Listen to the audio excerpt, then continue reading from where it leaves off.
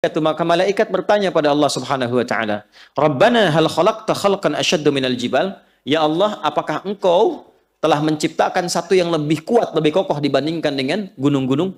Ada enggak yang lebih kokoh dibandingkan gunung? Maaf, kalau pasak itu harus kokoh enggak? Harus kuat enggak? Nah, maka Allah menjadikan gunung itu kuat, kokoh. Lalu malaikat bertanya, "Ya Allah," sebagai adab, "Ya Allah, apakah ada makhluk yang lebih kokoh, lebih kuat dibandingkan dengan gunung?" Ya. Qala na'am, maka Allah menjawab, "Iya, al-hadid, besi." Besi dari segi kekuatannya maksudnya. Kemudian faqalatil malaikah, malaikat bertanya lagi, "Rabbana la khalaqta khalqan ashadda minal hadid?" Ya Allah, apakah Engkau pernah mencipta satu yang lebih kuat dibandingkan dengan besi? Qala na'am, ya, an-nar, api. Baik ya? Api lebih kuat dibandingkan dengan apa? Besi. Teruskan, nanti ada sesuatu yang penting. Rabbana, diteruskan lagi. Rabbana hal khalaqta khalqan ashaddu minan nar? Ya Allah, apakah Engkau mencipta juga yang lebih kuat dibandingkan dengan api? Qala na'am, ya.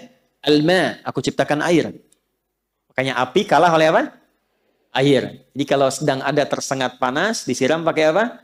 Air. Kalau ada yang kepanasan, maka diteduhkan dengan apa? Air. Apa yang tercipta dari api? Setan. Termasuk jin. Kan? Maka orang-orang yang terprovokasi oleh jin, oleh setan, sehingga keluar amarah seperti api, wajahnya memerah, kata-katanya kotor seperti api, menyambar-nyambar, tangannya bereaksi seperti api, menyambar-nyambar, panas, melukai, menghantam. Ya, yang seperti, mohon maaf, dilukiskan di Quran surah ke-15 ayat 27. Wal janna khalaqnahu min naris min qablu min naris samum. Para jin kami ciptakan dari api yang menyambar-nyambar. Jadi kalau ada orang terprovokasi oleh was-was syaitan, alladzi yuwaswisu fi sudur linnas, terprovokasi sampai berubah wajahnya memerah seperti api, merah. Ya, keluar kata-kata yang kotor, menyambar-nyambar, tangan, kaki bereaksi dan sebagainya, maka padamkan dengan air. Tenangkan dulu, posisikan. Api itu kan kalau ditundukkan, kalau kita turunkan posisinya, diturunkan, api yang besar tuh, bawahnya kemudian kita korek-korek jadi turun kan? Ya kan? Makanya kalau berdiri kata Nabi duduk dulu. Kalau sedang marah dan keluar, duduk dulu. Supaya dengan posisi rendah itu lebih tenang. Jelas? Kalau enggak rebahan dulu.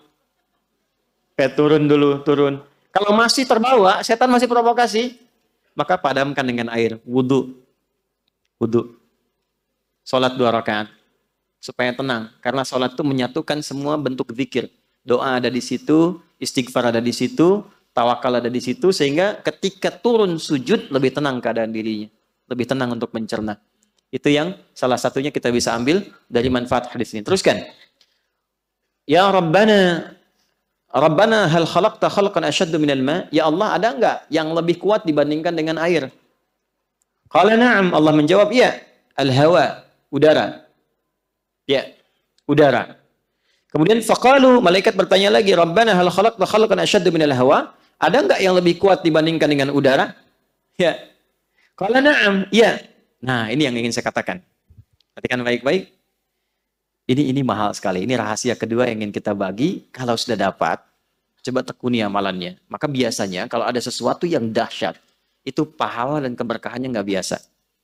Ya. Na'am, ya. Ibnu Adam, jika ada anak cucu Adam, yatasaddaqu biyaminihi fayakhfa dzalika an syamalihi. Jika ada anak cucu Adam yang bersedekah dengan tangan kanannya dan tangan kirinya tidak mengetahuinya, maka itu nilainya di sisi Allah lebih tinggi, lebih kuat, lebih dahsyat dibandingkan dengan udara, dibandingkan dengan air, dibandingkan dengan api, dibandingkan dengan besi, dibandingkan dengan gunung-gunung yang menjadi pasak dari bumi. Saking tingginya nilai sedekah itu. Ya, tangan kanannya bersedekah, tangan kirinya tidak tahu bahwa dia bersedekah. Ini kiasan. Jadi sedekahnya bukan begini, bukan. Jangan tahu ya. Bukan. Ini kiasan, gambaran. Seperti tangan di atas lebih baik daripada tangan di... Ingat ya, kalau ngaji bahasa Arab nanti 85% dari bahasa Nabi itu bahasa majaz, kiasan. Karena Nabi orang paling fasih bahasa Arab. Orang Arab tuh kalau sudah fasih, kata-katanya balaghah. Al-yadu yumna khairim la yadis sufla. Ya, tangan yang kanan digunakan pada fungsi yang baik dibandingkan dengan yang kiri. Kemudian al-yadul ulya khairum minal yadil sufla. Tangan yang di atas lebih baik daripada tangan di bawah. Ini kiasan, maksudnya memberi lebih baik daripada Minta, bukan mintanya begini. Di atas bukan. Nah, yang dimaksud tangan kanan memberi, tangan kiri itu tidak melihat, maksudnya menghindari ria. Menghindari apa? Ria. Ya, memberi tidak harus banyak orang tahu. Nyumbang tiba-tiba udah jadi hamba Allah gitu kan. Nah, itu lebih baik. Memberi terbuka pun nggak apa-apa. Siapa yang mau bersedekah untuk masjid saya 100 juta, boleh-boleh saja, asal bisa mengendalikan perasaan dirinya. Ya, saya Pak, 100 miliar. Oh, Masya Allah Pak, tapi tolong buatkan spanduk dari Sabang sampai Merauke. Saya itu. Fotonya yang besar gitu. Nah, itu persoalan. Nah, jadi ternyata saya mau berikan rumus sedekah itu. Kalau dilakukan dengan niat yang ikhlas, itu nilainya tinggi di hadapan Allah sampai mengalahkan kuatnya pasak gunung yang menjadi pasak bumi. Kuatnya gunung yang menjadi pasak apa? Bumi. Ini bahasa kiasan. Maksudnya apa? Saking tinggi nilainya di sisi Allah, itu sampai mengalahkan kekuatan gunung sebagai pasak apa? Bumi. Makanya kalau ada orang bersedekah dengan bentuk harta, itu nilainya di dalam surah Al-Baqarah di ayat 261. Itu paling sedikit 700 kali lipat. Berapa? Paling sedikit ya, karena ayatnya suka dipotong sampai situ padahal belum selesai. Matsalul ladzina yunfiquna amwalahum fi sabilillahi kamatsali habbatin ambatat sab'a sanabil 7 fi kulli sumbulatin mi'atu habbah 100. 1 kali 7 kali 100. Berapa? 700. Belum selesai. Wallahu yudha'ifu liman yasha wallahu wasi'un alim. Dan Allah akan melipat gandakan tanpa batas bagi siapapun yang tidak pernah berhitung dalam memberi. Jadi kalau nggak berhitung, Allah beri tanpa hitungan. Dan yang dimaksud 700 itu, jangan dipahami dengan batas materi. Sehingga menjadi materialistik. Jangan pahami begini, kalau saya sedekah misalnya 100 rupiah, maka kalikan 700, saya akan dapat balasan 70.000. Maka di hari ini saya akan mendapatkan 70.000 dari Allah. Tidak begitu. Bentuknya bisa macam-macam. Ini yang dimaksud pahala, dimaksud akhirat. Yang dimaksud akhirat. Anda ngaji Quran, satu hurufnya berapa? 10. Sholat dikerjakan, selesai, dapat 10. Tapi sedekah, begitu dilakukan 700 kali lipat. Jarak satu keduanya 500 tahun. Dua ketiga 500 tahun. Tiga keempat 500 tahun. Itu tinggi. Kalau sholat, yang tidak punya harta pun sholat. Ngaji, siapapun bisa ngaji. Tapi bisa mengeluarkan apa yang dimiliki dari titipan harta, itu nggak mudah. Karena itu begitu keluar dan dilakukan karena Allah, apresiasinya tinggi.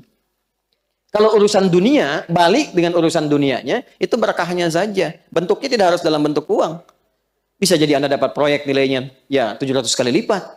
Bisa jadi Anda tidak sakit, terjaga dari sakit yang nilainya demikian. Bisa jadi. Tapi yang dimaksud di sini pahalanya. Jelas? Nah, jadi ketika berbicara tentang gunung, dalam hadis ditambahkan di tafsir ini, tafsirnya Ruhul Ma'ani, karya Syekh Al-Alusi. Ruhul Ma'ani, ya. Jadi ditambahkan di hadis ini saking pentingnya pasak gunung itu untuk menyentuh akal kita. Gunung sebagai pasak bumi. Kalau engkau sudah sadar. Sekarang maaf ya, maaf. Sudah dibuktikan secara ilmiah, benar kebenarannya. Para ilmuwan sudah berbicara dan ternyata Quran jauh-jauh hari sudah menyatakan. Lalu alasan apa lagi yang Anda jadikan untuk menyoal Quran? Para ilmuwan yang lebih pintar daripada Anda sudah membuktikan firman Allah. Anda masih menyoalnya. Akal Anda ada di mana gitu? Itu maksudnya. Jadi kalau masih ada orang-orang sekarang yang iseng menyoal isi Quran, memotong-motong, ngambil, bicara tentang jilbab, bicara tentang ayat tahajud, bicara tentang masjid, potong-potong ayat tentang ini dan itu, memotong ayat tentang surga, bicara tentang neraka, ya, dipotong-potong dan sebagainya, dibalik tanya oleh Quran, hei, yang paling pintar aja sudah membenarkan apa yang Allah sampaikan. Ente yang kepintarannya nggak nyampe situ masih menyoal, otaknya masih ada nggak? Jangan dipotong videonya ya. Ya, itu maksudnya. Jelas? Jadi kenapa Anda mesti berdebat pada yang tidak penting, yang Anda pun nggak paham. Yang paling aneh itu sudah nggak pada paham, didebatkan. Didiskusikan. Tapi nggak memahami itu gitu. Jangan sampai terjadi ada umat yang demikian, cuman ramenya aja. Ya, muncul persoalan ini rame dibahas gitu kan. Ada hubungan juga enggak, anak belum dimandiin, gitu kan? Ya, pekerjaan belum disiapin, rame bahas KDRT.